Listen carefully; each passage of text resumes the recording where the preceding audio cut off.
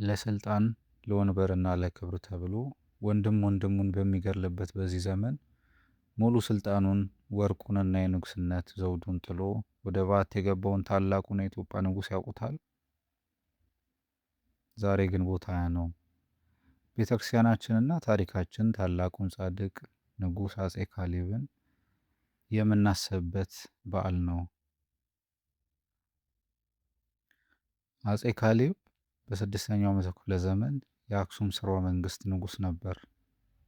በናግራን የአሁኗ የመን የሚኖሩ ክርስቲያኖች በፊናስ በሚባል ጨካኝ አይሁዳዊ ንጉስ ሰማዕትነት ሲቀበሉና ሲሰቃዩ አጼ ካሌብ የክርስቲያኖችን ደም ለመበቀልና ወገኖቹን ለማዳን ባህር ተሻግሮ ሄደ።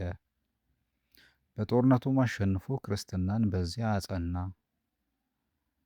ነገር ግን ከአሸናፊነቱ በኋላ ያደረገው ነገር ዓለምን አስገረመ።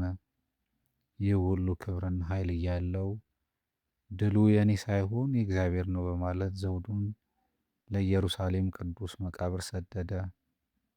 ራሱ ግን ወደ አባ ጰንጠሌዎን ገዳም በመግባት ባት ዘግቶ ራሱን ዝቅ አድርጎ በተጋድሎ ኖረ። ከአጼ ካሌብ የምንማረው ትልቁ ቁም ነገር ምንድን ነው? እውነተኛ ክብር ምድራዊ ዝናና ስልጣን ሳይሆን ነፍስን ለእግዚአብሔር ማስገዛት መሆኑን ነው። እርሱ ለወገኖች የሚራራ ጀግና መሪ፣ ለፈጣሪው ደግሞ ትሑት አገልጋይ ነበር። ዛሬ እኛ ለአነስተኛ ምድራዊ ጥቅም ስንል እምነታችንና ሕሊናችንን እየሸጥን ይሆን? የጻድቁ ንጉሥ የአጼ ካሌብ ረድኤትና በረከት ከሁላችን ጋር ይሁን።